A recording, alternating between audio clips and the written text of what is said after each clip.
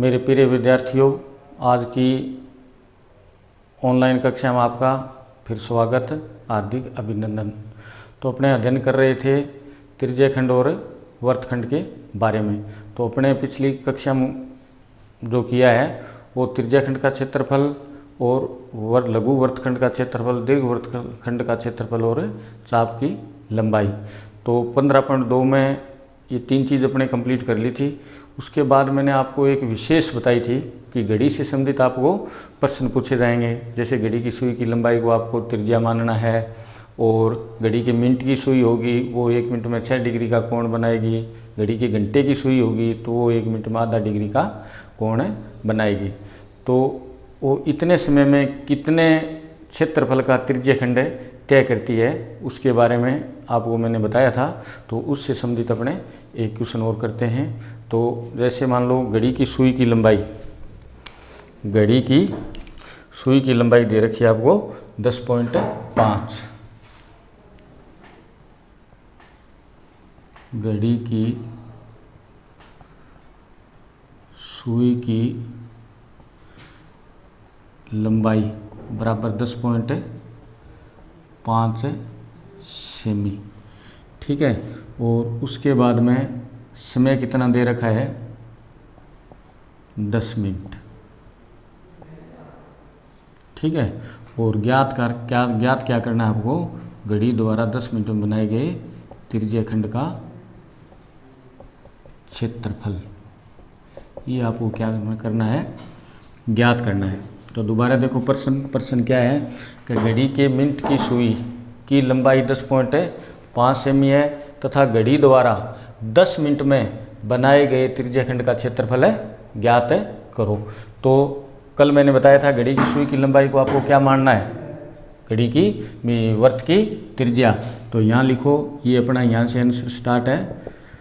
घड़ी की सुई की लंबाई मतलब त्रिज्या, ठीक है, कितनी है अपने पास है 10.5 सेमी, 10.5 सेमी। उसके बाद में 10 मिनट में सुई द्वारा केंद्र पर आंतरित कोण यानी थीटा। तो कल मैंने बताया था अभी 6 को अपने मिनट की सुई है, आपके पास सुई किसकी है, मिनट की। तो मिनट की सुई है तो उसमें आप समय कितना दे रखा है 10, तो 6 को आप 10 से गुणा कर दो, कितने डिग्री आ जाएगा 60 डिग्री। तो ये आ गया आपका थीटा का मान। उसके बाद आपको अध्ययन क्या करना है कि 10 मिनट में सुई द्वारा बनाए गए त्रिज्यखंड का क्षेत्रफल। तो 10 मिनट में सुई द्वारा बनाए गए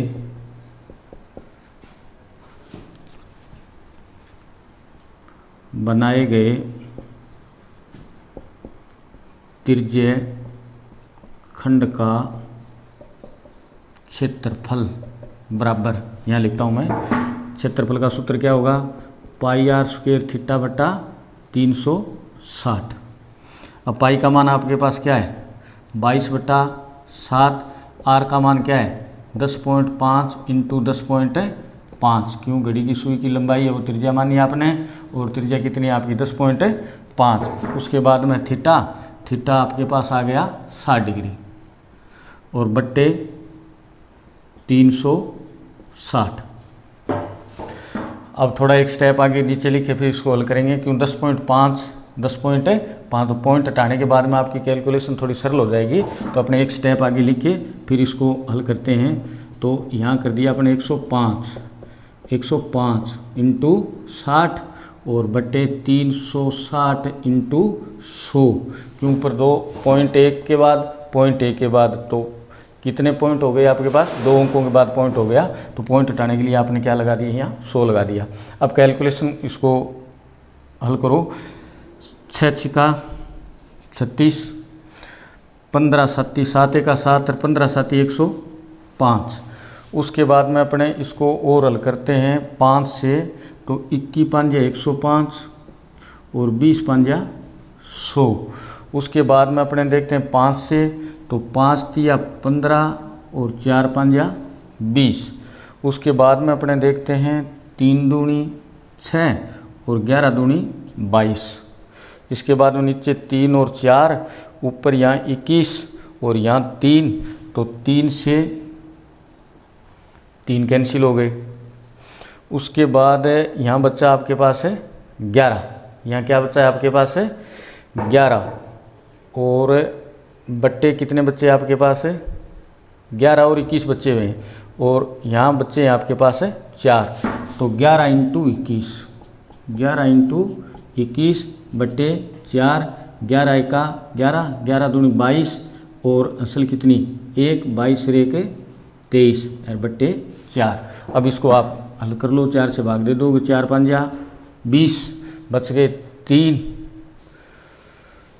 ऊपर से उतारा आपने 1, तो 7 चौका 28, और उसके बाद बच गए कितने आपके पास 3, तो 3 में आपने 4 का भाग दिया, कितनी बार गया 28 हो गए, 30 बन गए, पॉइंट लगा दिया, तो 75 यानी 57.75 सेमी स्क्वायर।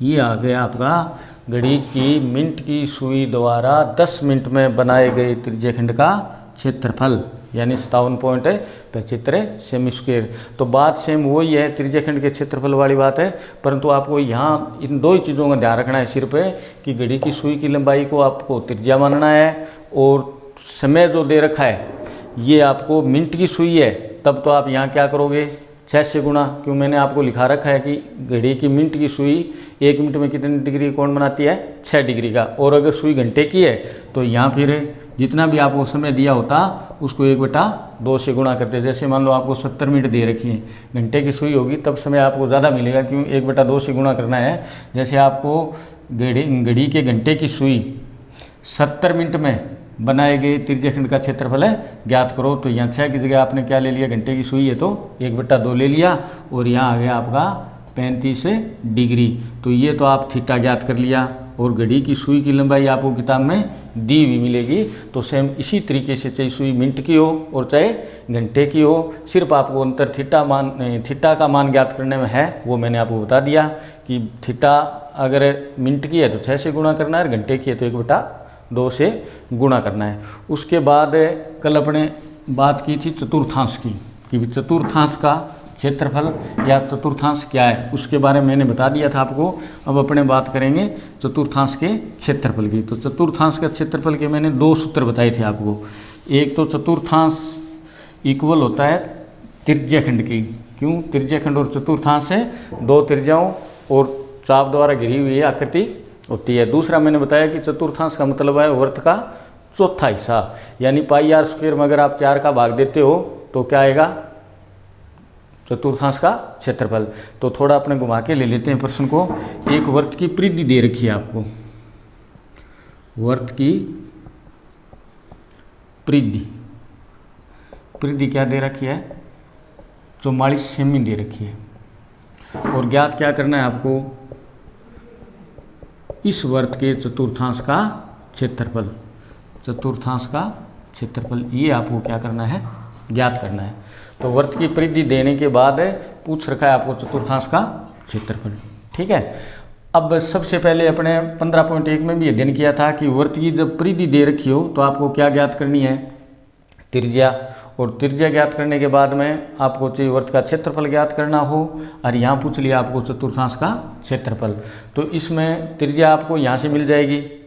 चतुर्थांश के क्षेत्रफल में थीटा का मान मैंने कल बताया था कि अगर चतुर्थांश है तो चतुर्थांश का मतलब ये होगा कि थीटा का मान अपना आप आपको ये ध्यान में होना चाहिए कि कितने डिग्री होता है 90 डिग्री का। अगर थीटा के हिसाब से आप अध्ययन करते हो तो, या फिर आप वर्त के चौथे हिस्से से बात करते हो तो πr²/4 के हिसाब से आप हल कर सकते हो। दोनों उत्तर सेम मिलेंगे आपको, वो आपकी मर्जी, आपको जो सरल लगेगा वो आप सूत्र यूज कर सकते हो।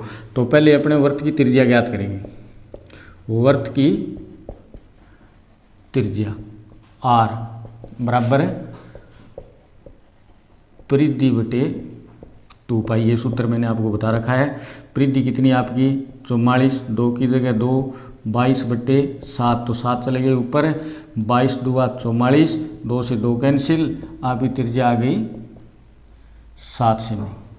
ठीक है, तो चतुर्थांश की त्रिज्या वर्त की त्रिज्या सेम है, तो चतुर्थांश की त्रिज्या बराबर कितनी 7 सेमी, और थीटा बराबर क्या होगा, यहाँ पहले ही बता रखा है मैंने 90 डिग्री। चतुर्थांश का क्षेत्रफल, चतुर्थांश का क्षेत्रफल बराबर पाई आर स्क्वायर थीटा बटा 360। पाई का मान कितना है 22 बटा 7, आर का मान 7 × 7 और थीटा का मान आपके पास है 90 और बट्टे 360। 9 चौका 36, 7 से 7 कैंसिल, 2 दूनी 4, 11 दूनी 22, 11 साथी 77 बटे 2 यानी 38.5 सेमी स्क्वायर। ये तो हो गया आपका थीटा के हिसाब से। अब आप उस हिसाब से ज्ञात करो तो भी 38.5 आना चाहिए। तो अपने दूसरा तरीका लगाते हैं, चतुर्थांश का क्षेत्रफल, ताकि आपको ये पता चले कि बात सेम है। चतुर्थांश का क्षेत्रफल बराबर पाई आर स्क्वायर बटा 4, तो पाई का मान 22 बटा 7, आर का मान कितना है 7 × 7 और बटे 4।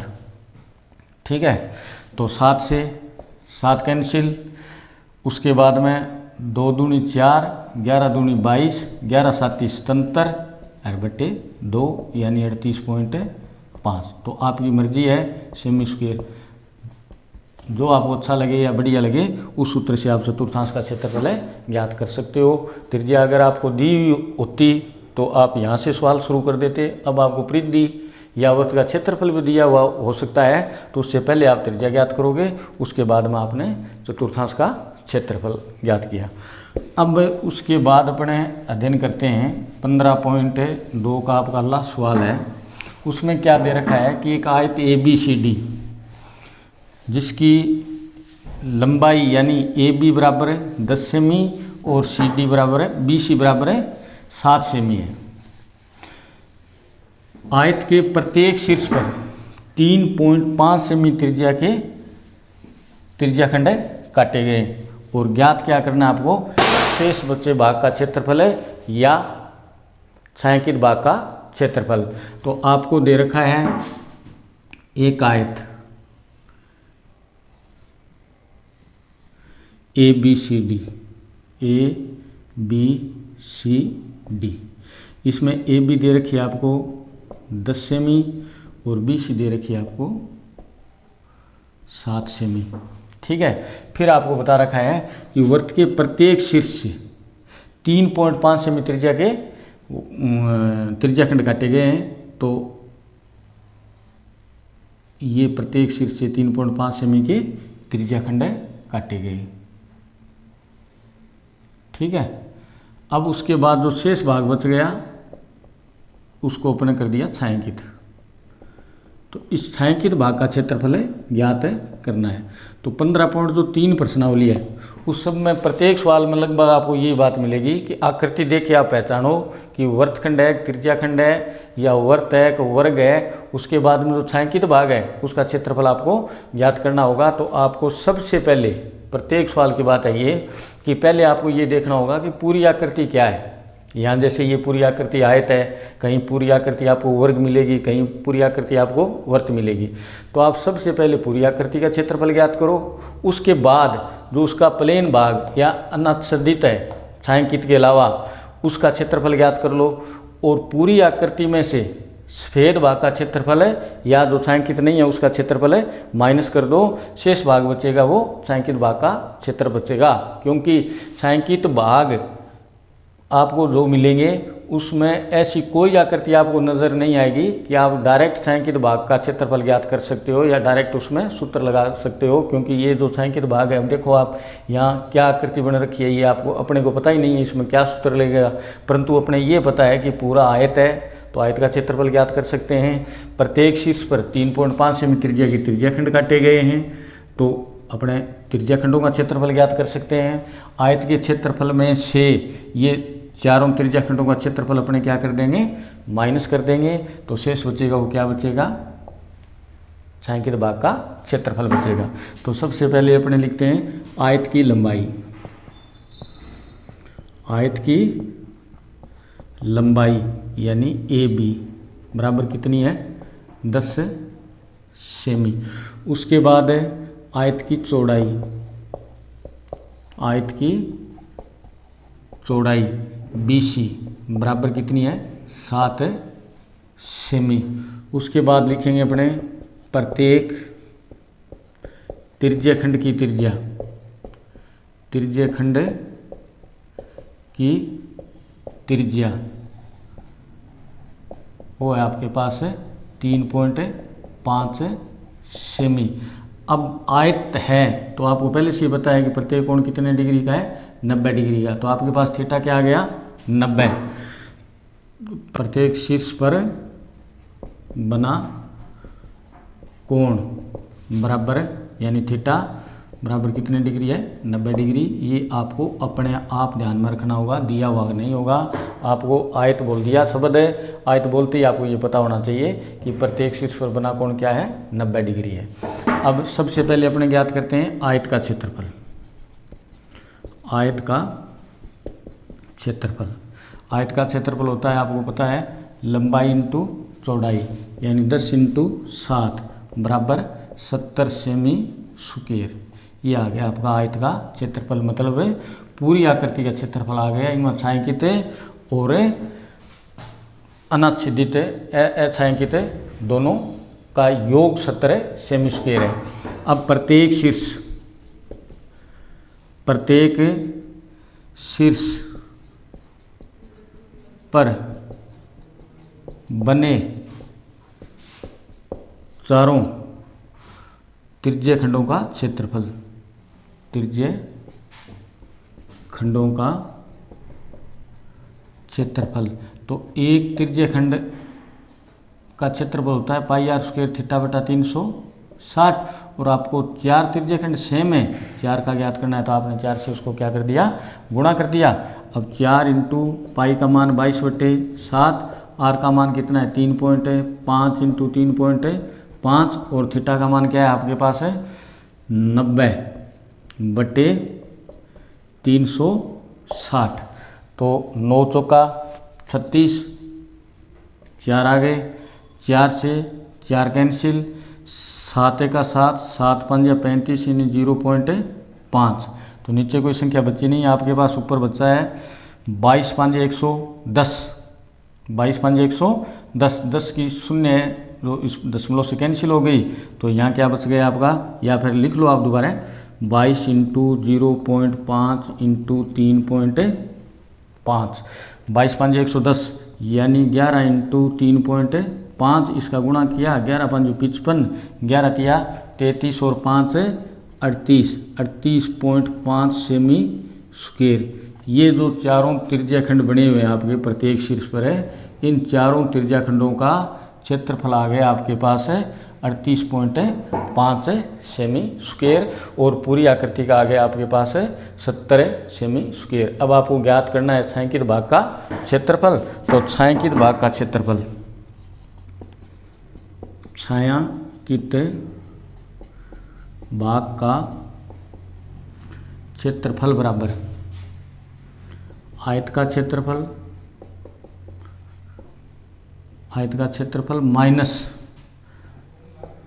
चारों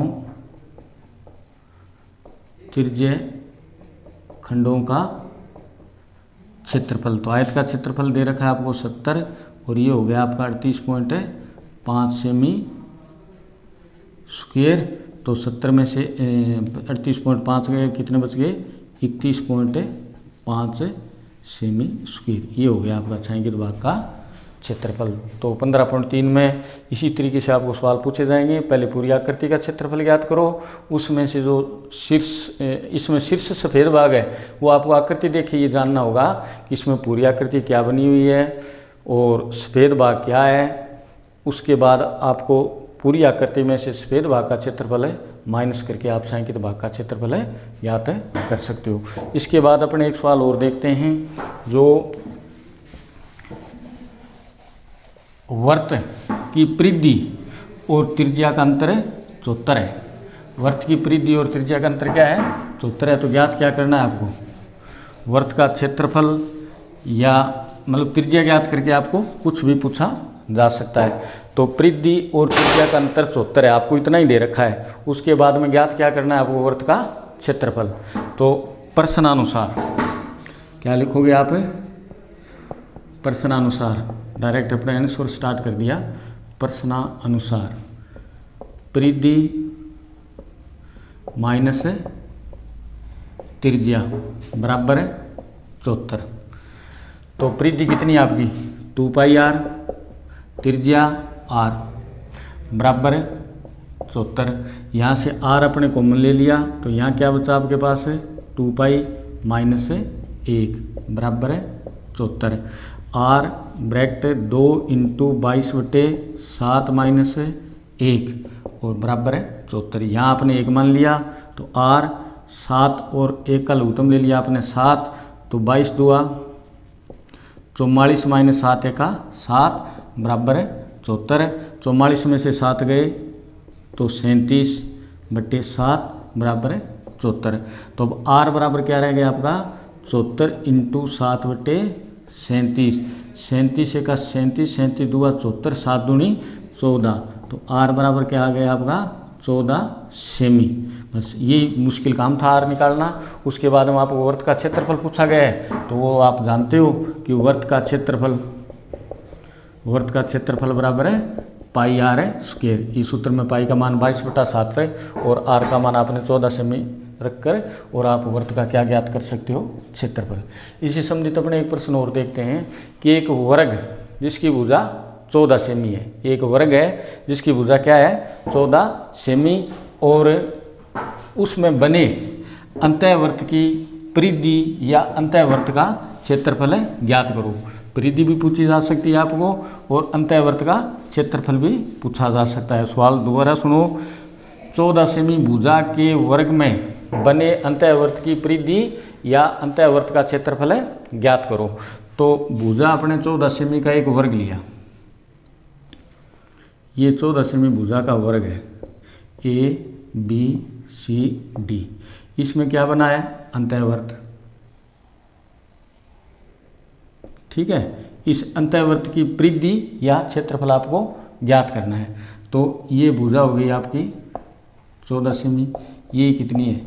14 सेमी वर्ग की प्रत्येक भुजा सेम होती है। तो यहाँ अपने अगर खींचते हैं इस वर्त का व्यास, ये आपका PQ मान लो। PQ वर्त का क्या है? व्यास है। तो ये तो कहीं खींचो जी, यहाँ मतलब ये 14, ये 14, ये खींचो तो भी क्या आएगी? 14। ये खींचो तो भी क्या आएगी? 14। तो पूरा व्यास 14 है तो त्रिज्या कितनी होगी आपकी? 7 सेमी। क्या होगी? 7 सेमी। किसी साइड से ले हो आप, वर्त की त्रिज्या कितनी आ गई आपके पास है? 7 सेमी। यही बात इसमें सोचने वाली थी। उसके बाद में आपके पास r आ गया। r आने के बाद में चाहे आपको परिधि ज्ञात करनी हो और चाहे आपको क्षेत्रफल ज्ञात करना हो। तो करने का थोड़ा सा मैं तरीका बता देता हूँ आपको। वर्ग की भुजा बराबर है 14 सेमी। ठीक है, तो यहाँ लिखोगे आप वर्त का व्यास, क्योंकि वर्त का व्यास और वर्ग की भुजा समान है। वर्ग की भुजा 14 सेमी और वर्त का व्यास है 14 सेमी। तो वर्त की त्रिज्या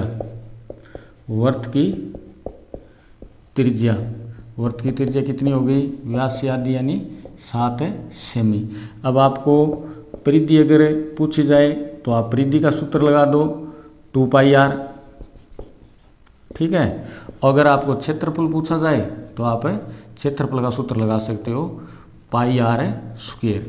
ये आप पहले खूब हल कर चुके हो। सिर्फ इसमें सोचने वाली बात है कि वर्त की त्रिज्या क्या होगी। तो वर्त की त्रिज्या 7 सेमी होने के बाद में क्षेत्रफल पूछो तो πr² और परिधि पूछनी है तो 2πr²। आज की कक्षा में सिर्फ इतना ही। कल अपने 15.3 का अध्ययन करेंगे। उसमें छायांकित भाग से संबंधित आपको प्रश्न पूछे जाएंगे। वो मैंने इस कक्षा में आपको बता दिया कि पूरी आकृति को देखकर आपको ये पहचानना होगा कि पूरी आकृति किस चीज़ की है, इसमें प्लेन भाग क्या है। पूरी आकृति में से प्लेन भाग अपने माइनस करके छायांकित भाग का क्षेत्रफल है याद कर सकते हैं। धन्यवाद।